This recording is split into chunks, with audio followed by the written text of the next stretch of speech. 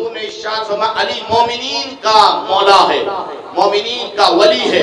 آگے حضور نے ارشاد فرمایا علی روشن چہرے والوں کا رہبر ہے۔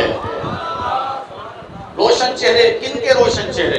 قیامت کے روز متقیوں کے چہرے چمکتے ہوں گے، لیکن جس کے بارے میں حضور ارشاد فرما رہے ہیں کہ علی متقیوں کا پیشوا ہے، علی مومنین کا مولا ہے، علی چمکتے چہرے والوں کا آقا ہے، حضرت مطلب اس کی شان کسی کو نہیں پتا۔ اس کی جب شان ہوگی تو کہتے ہیں یہ شیعت ہے۔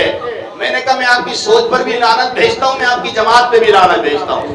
میں نے کہا یہ تو خوارج کا فتنہ تھا، یہ تو خوارج نے کہا تھا۔ جب بھی کوئی علی کی بات کرتا تھا حضرت مطلب وہ اسی طریقے سے جو یہ فتوے لگاتے تھے۔ میں نے کہا یہ خوارج کا فتنہ تھا، یہ میرے نبی نے واضح فرما دی انا مدینۃ العلم وعلی بابھا۔ اور جہاں مولا کائنات کی فضیلت کی بات آئے گی کہتے جی علی کا زیادہ ذکر جو ہے وہ شیعت کی طرف لے جاتا ہے۔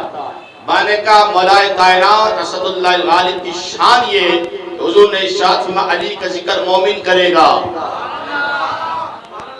اور علی کا بغض منافق رکھے گا۔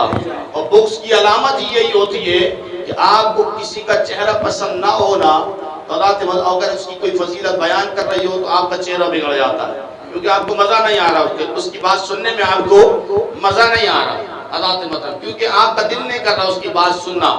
حضرات محترم، لیکن مولا کائنات کے بارے میں حضور نے ارشاد فرمایا ہر زمانے میں لوگ ایسے ہوں گے کہ جب تمہارا ذکر ہوگا تو لوگوں کے چہرے اتر جائیں گے۔ علی کے بارے میں حضور نے فرمایا علی کی محبت مومن رکھے گا اور علی کا بغض منافق رکھے گا۔ علی کسی کے باپ کی جاگیر کا نام تھوڑی ہے، علی کا وہ ذکر کریں گے تو ہم علی کا ذکر کرنا چھوڑ دیں گے۔ حضرات مطلب علی ہے نا، علی